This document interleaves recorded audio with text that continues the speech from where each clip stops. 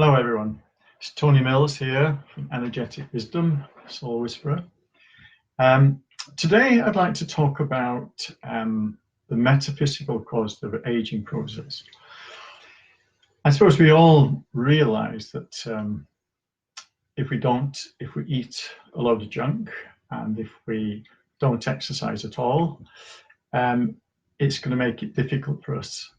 And this certainly doesn't help the aging process. I think the survey out recently about people who walk slowly don't live as long. That was on the news. And it's kind of obvious that, I mean, if you see a little old person or just shuffling, I'm sure these odd ones you've seen them just shuffling with, what kind of life have they had? It's kind of restricted, and so the more we stride, the better. And of course, the better our fuel is just like a car. You put good fuel in, and then you're going to go further, and you're going to be better. It's going to go better. So these are important, these physical things. But the one that does really age us, the main thing that ages us are the feelings. And the feelings, if we go how it affects the organs first, is very important.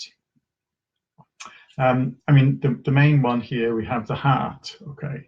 And the big feelings like a lack of forgiveness can make a big difference to the heart and its functioning.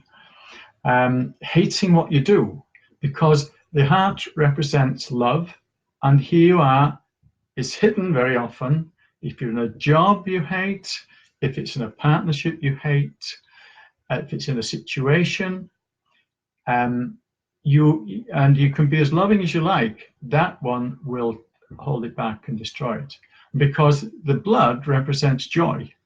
So you're blocking off that joy, and it can be aggravated by something that's happened in the past, some kind of heartache or heartbreak, loss of someone or something in your life.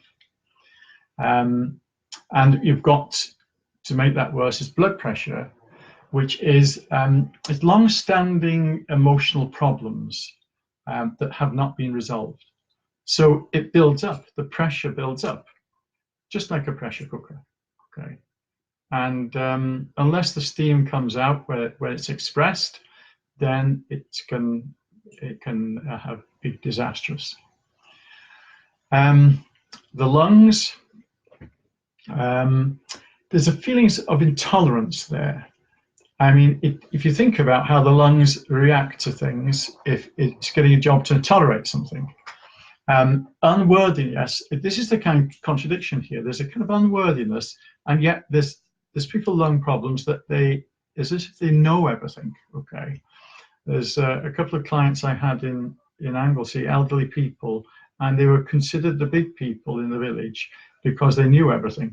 Well, they both had emphysema, okay? So there's also behind this too, there's a lot of grief and detachment within lungs. People are very often associated with grief because it's a kind of crying in the chest. Another very important organ is the liver, because that processes pretty well everything through the body that goes through. It's a big processing factory. So it processes not just the nutrients, but it also processes the feelings. And if there's no movement, then the liver can get blocked in our lives. If there's any kind of stuckness, hopelessness, and unhappiness. When there's those who I find who have been extremely depressed or suicidal, there's always been a liver problem there. Always been a liver problem, not wanting to be on this earth. And there's also, on top of that, there's rage against yourself, because it's been held back. It cannot be expressed, so it goes inwards, and that is extremely destructive. The gallbladder stores the emotion, stores the bile from the liver, so it stores the emotions, and so it can build up, and it become then a kind of bitterness, really, a resentment and bitterness that that's built up from the liver. And of course, what do you do with the gallbladder? You get it removed, but it doesn't remove this resentment and bitterness. That resentment and bitterness will have to express somehow.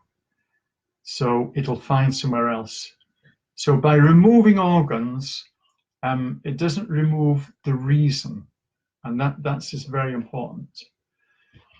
The pancreas there's a lot of emotional pain there, and it's a refusing to enjoy. It's very often those with pancreas problems and diabetes. I mean, it works two things. It's also to do with digestion as well. But there's a lack of joy there, and very often there's been a lack of childhood joy, really having that childhood fun. That's what I found. Kidneys, always people, yes, associated with fear.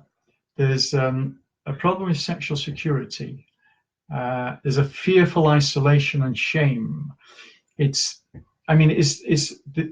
like partnership, the two kidneys, and they're like to do with partnership, to do with balance, and it very often can get triggered by relationships. With the bladder is a lack of inner direction, and a lack of inner peace. There's a kind of it's feeling controlled by others. Okay, so very often you take over having to control things yourself. And what happens with the bladder problems? There's a lack of control. So this is how literally the body talks to us. There's also, it can be a restlessness, impatience.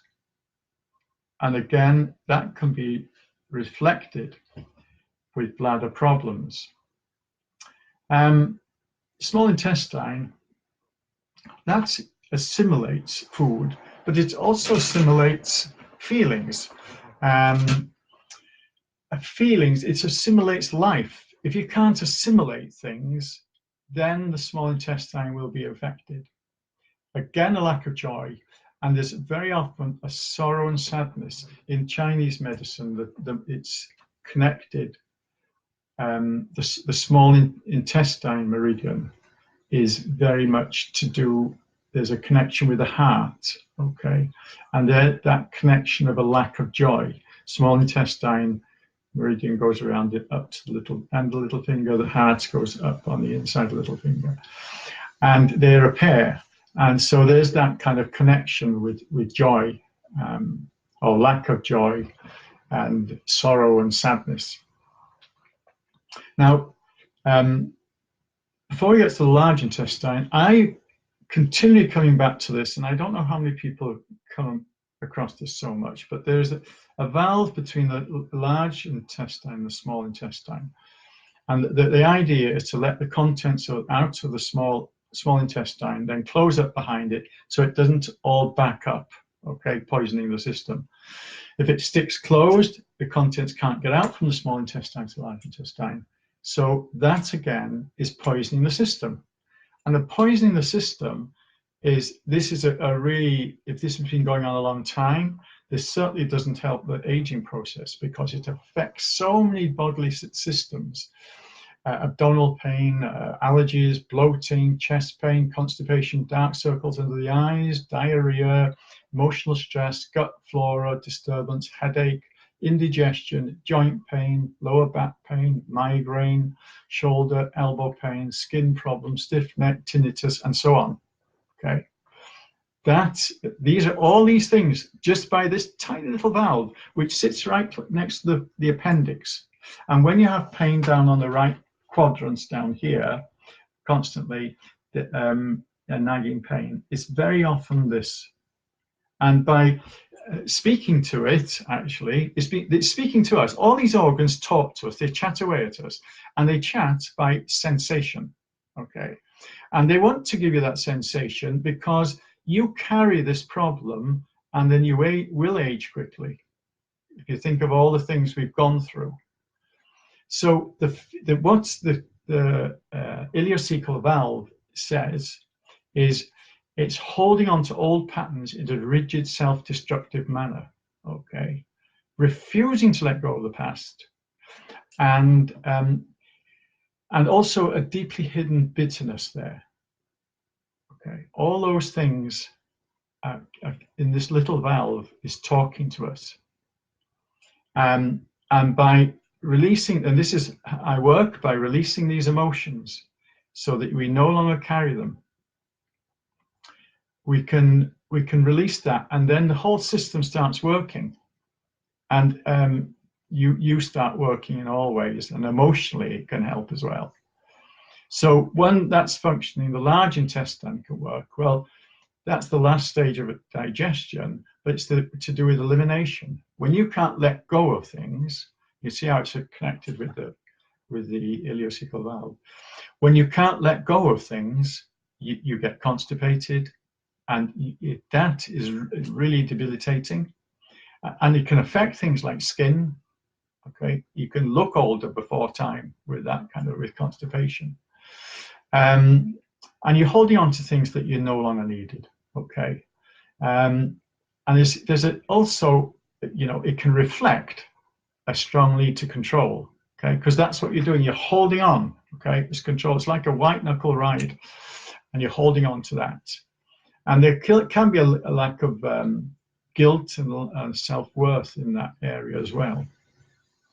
So these are just organs, and these organs, I mean, the blood comes through there, oxygen goes through the lungs. So these are very paramount to dealing with the emotional feelings of aging, and by addressing these areas, and this is how I work. If you go to my website, you'll see how I can help you, whether it's you coming to me physically, my surgery, or whether we can do it on Zoom, which is video, as I am now. Things can work just the same, and even a distance with a photograph and report. I can work with these things, because you've got to deal with these emotions. Then all these organs start functioning. Okay, right? We've still got to eat properly, and it's still good to exercise in the right way for your type. But you can see how important these emotional factors are in the aging process. So thank you for watching, and lots of love to you all, and speak again. Bye.